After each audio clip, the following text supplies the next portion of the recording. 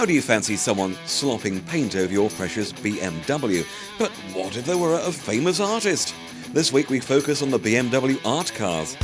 The Kit Man remembers the Mille Miglia, and the Quick Chick visits the Autosport show. But first of all, are you looking for a larger car? You may be thinking about buying the new Mercedes E-Class, or you may be after something a little bit different. You could be the first person on the block with one of these, if you can get it round the block, that is. But what do you think of this back end, boys? Come into my lair and find out.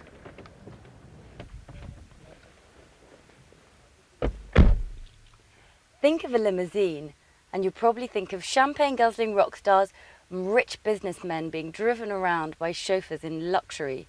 But these days, you don't have to be Liam Gallagher, royal, or even on your way to a wedding to enjoy the luxuries of a chauffeur-driven limo. Until now, your average British driver would not think of buying a limousine when looking for a family car. But now, MJ Limousines of Surrey have come up with a production-built limousine which makes it practically affordable. Traditionally, limousines were saloon cars individually converted by small companies at a very high cost. From around £50,000, this production Mercedes limousine is on the market for the price of a top-of-the-range saloon. Will we see limos nose to tail on the M1 on a Friday evening? Will it become a realistic alternative to a people mover for large families? Surely it's much more fun drawing up to the supermarket in a limo. Every week I come out of the supermarket and I can't find my car, but today is different. I'm not looking for my tinny hatchback, I'm looking for my limo. Now, baby parking, disabled parking, limo parking, just what I need. Should be able to fit everything in here for a change. No problem. I have to shop like this from now on. We identified a marketplace that wasn't being fed by any other particular manufacturer with a prestigious car like Mercedes-Benz, and got into developing a vehicle with a company called Jankel in Weybridge, and asked the customers what they really wanted, and from there we went out, designed and built MJ Limousines, or produced a company called MJ Limousines, and produced these limousines both in 4-door and 6-door version on the E-Class chassis from Mercedes-Benz. Now, what makes this different from all the other limousines before it? Well, traditionally, limousines were hand-built. They were cut in half and a piece was welded into the roof and into the floor.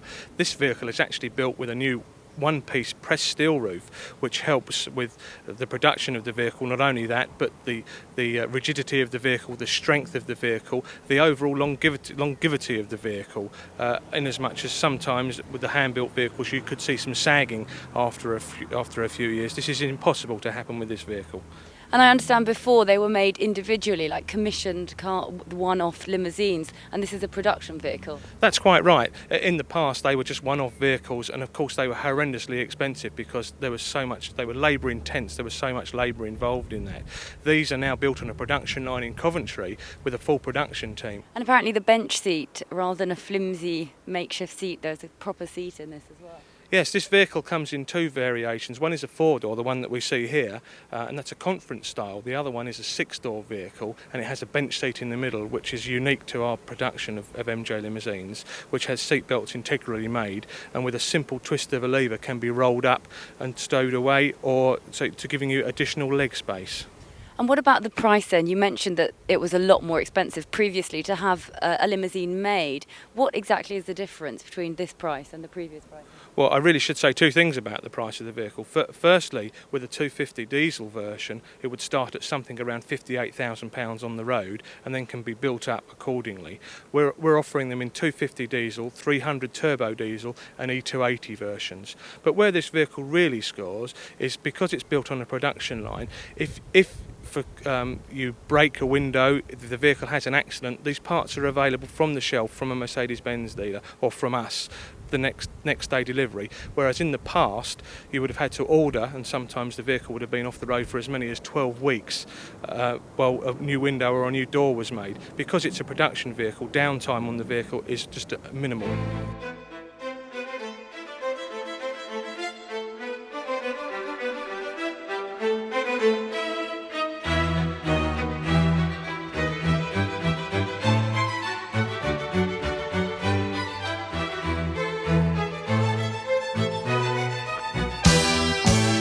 There's also the question of driving these large sausage dogs on wheels. The more affordable limo will not necessarily be driven by people with chauffeurs. It could be a nightmare to be stuck behind a nervous limousine driver trying to negotiate a roundabout or do a U-turn in the high street on a Saturday afternoon. I've already noticed an increasing number of limos in the West End of London on any given evening. So maybe now you'll be tempted to buy one of these and you can pretend you're in America, where some limos are so big that the front end is registered in Texas and the back end is registered in Detroit.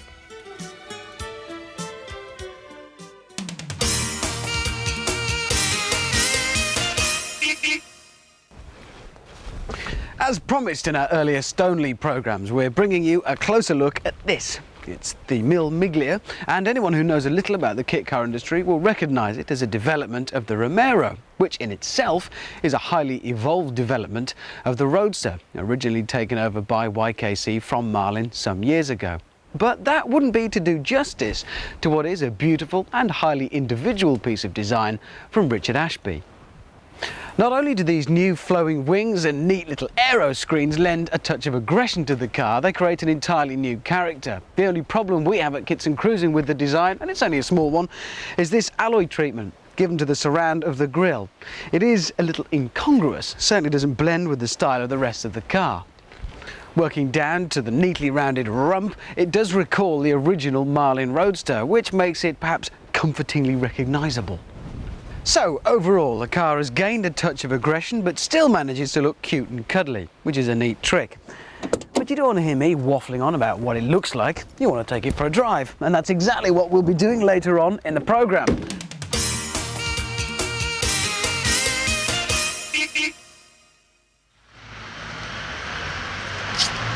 Ah, here's the watch. Hello, Richard Fiennes. Pleased to meet you, John Ainsworth. Hello, John. Right, please tell me about the history of these wonderful chronograph watches.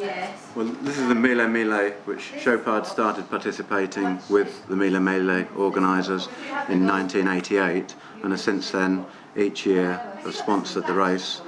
The drivers of the race get one model of the limited edition of 1,000 with about 350 participants. The other rest 650 go on worldwide release. 1998 model had the black dial on this rubber strap. And the rubber strap, am I right in saying, John, commemorates the Dunlop racing tyre? It does, yes, the 60s Dunlop tyre, yes, it does. Proved very popular. Yeah. And then 1999 there was this turned aluminium engine turned, like the brushed Bugatti engine dial. Like a Bugatti dashboard. Presumably they're very collectible as a result, especially the ones that people that have actually competed in the retrospective. There are people that are actually buying each model each year. The changes, the dial and the straps, and we do have people that do regularly each year phone up as soon as the Mille Miglia takes place in April or May, and then there's people ordering that year's model. And there are other items that are available, I see, sunglasses and tyres, silk tyres. Yes, there are other accessories. Right, and that's just to help perpetuate the marvellous flavour of the whole flavour. event. The designs of the tyres carry through the racing car motif on them. This is the one I plumped for. With a lovely turned Bugatti type dashboard dial. Watch me next week for more Fiennes Finds.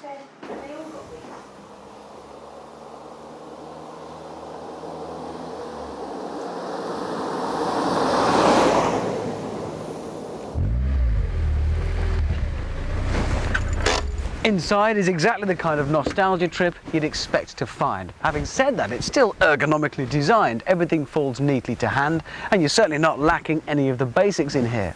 Alright, there's never going to be room for a passenger and a set of golf clubs, but there is room for a set of soft luggage in a hollow space in the tail behind me, and anyway, anybody trying to fit a set of golf clubs in a car like this is entirely missing the point. Owners wanting to take their cars touring might opt to have a luggage rack fitted on the spare wheel on the tail of the car, but that's in keeping with the nature of the car, and certainly considering how sporting it is and how undoubtedly beautiful it is not an impractical proposition.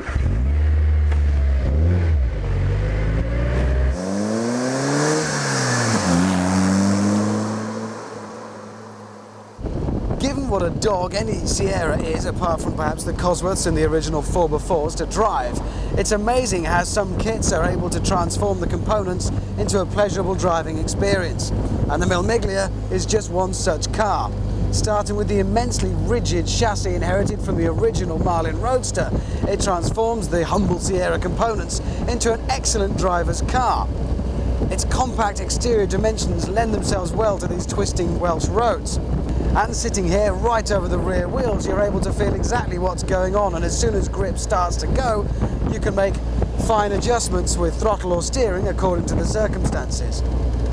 And best of all, thanks to these aero screens, you get the real wind in the hair experience. Big grin factor, plenty of flies stuck on teeth.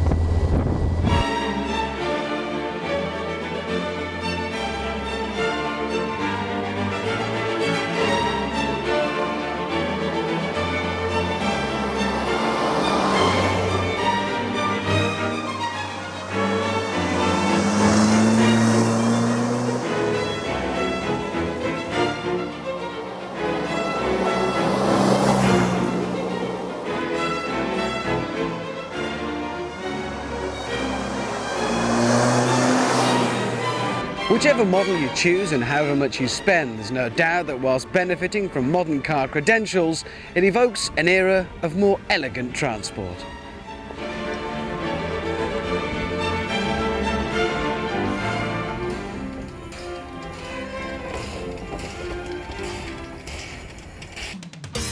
In part 2, the BMW art cars.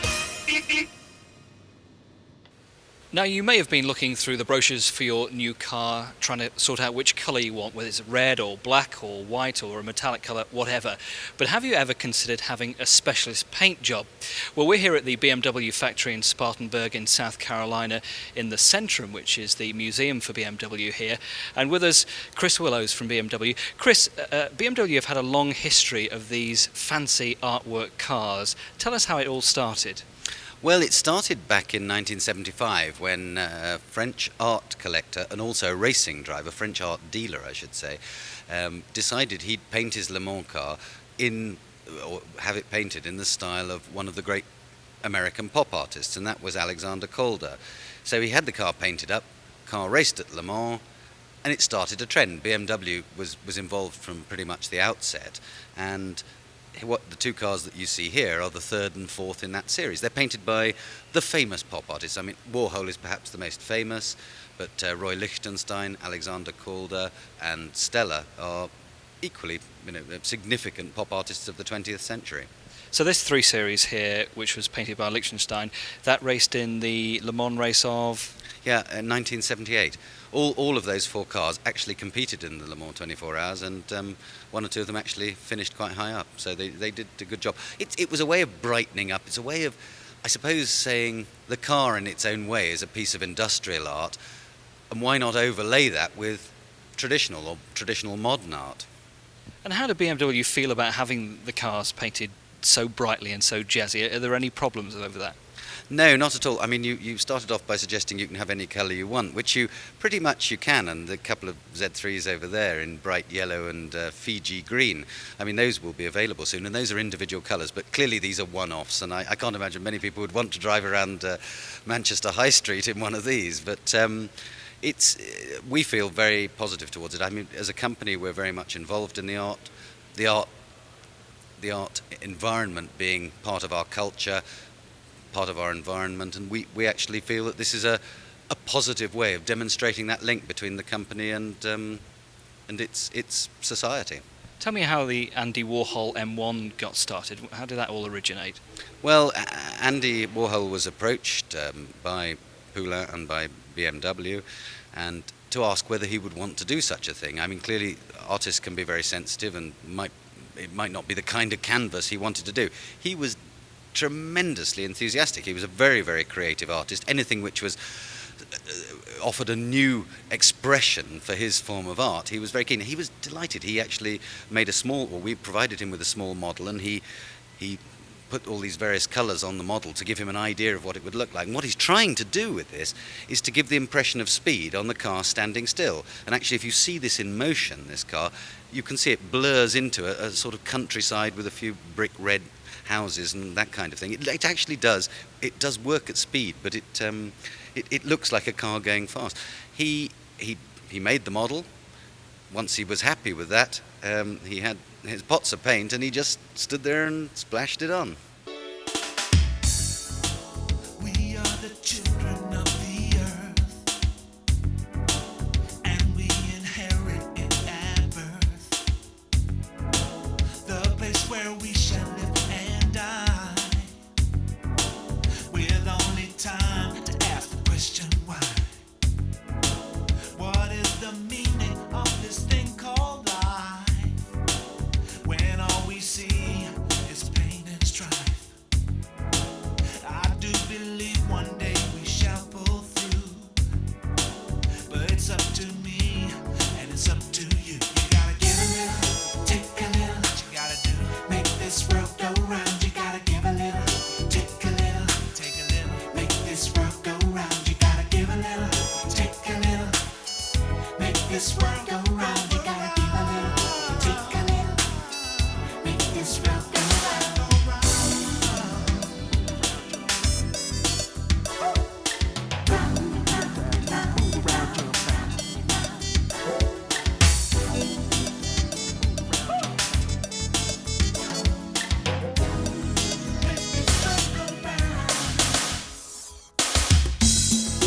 So look around and tell me what you see. Are we headed towards our destiny? Do you care for me because I care for you? There is a better world, but we must choose. To everyone on earth I am related. Don't wanna live here in a world that's hated. It's up to us to do the best we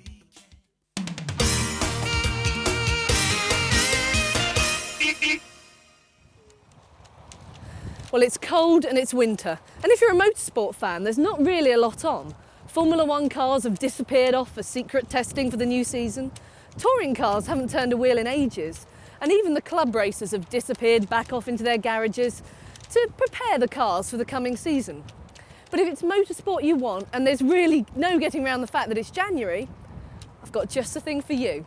Follow me.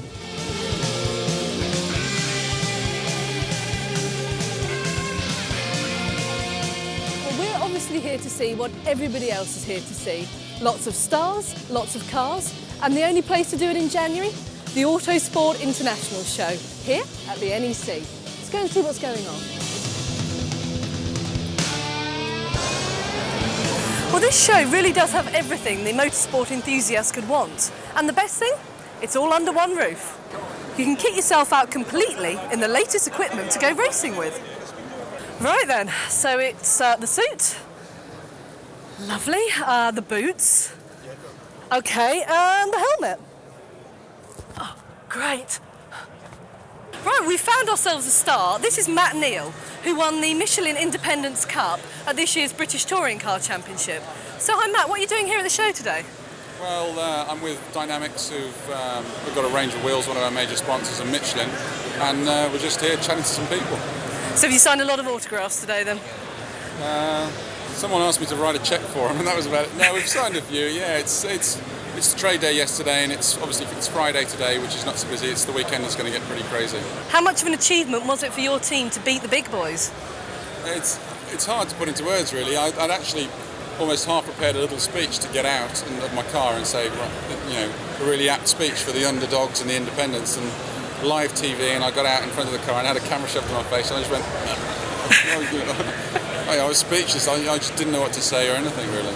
So here at the show, there's not just an opportunity to being a racing driver. If what you've always fancied is to be in the pit lane at a race, it's a chance to do that too.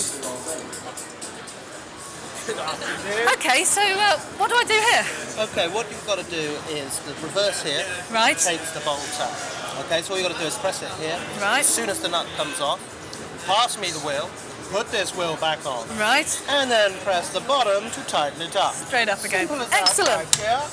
So if you start with your finger on the top Right. part, Just like this? We're expecting for 6 seconds. 6 obviously, seconds? Yeah. Okay, right. So guys, I've got 6 seconds to do this in. This is the time they obviously have, but let's have a go. Super. That's the nut off. One wheel. So how does this go on? Just lift it up. And in. It. Oh. Okay, that's fine. That fits on like that. And then the bottom one. Stop! Excellent. You've got the job. You start in Monaco. Start in Monaco, that's fine. Excellent. Well, got a new job. See you later, guys. So, have you, like me, always wanted to walk down a Formula 1 pit lane? Well, normally you'd need a pass that's rarer than a Minardi Grand Prix victory. But here at the show, of course, it's all sorted.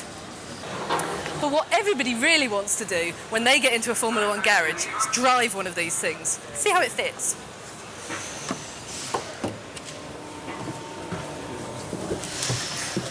Okay, and steering wheel on. Excellent, thank you. I'm away. Well, we found ourselves another famous face, Max Mosley, president of the FIA. Hi, Max. So what are you doing here at the show today? Well, I came up primarily because they asked me very kindly to give the Sid Watkins lecture about motor safety, motor racing safety and safety in general. But of course I took the opportunity to go around the show, which was fascinating.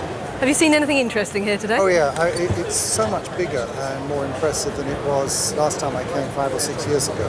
And of course they've got just about everything, all the cars, the circuits, all sorts of different things. But what we all want at a show like this is to see the cars moving. And have I got a treat for you? Welcome to the Thunderdome.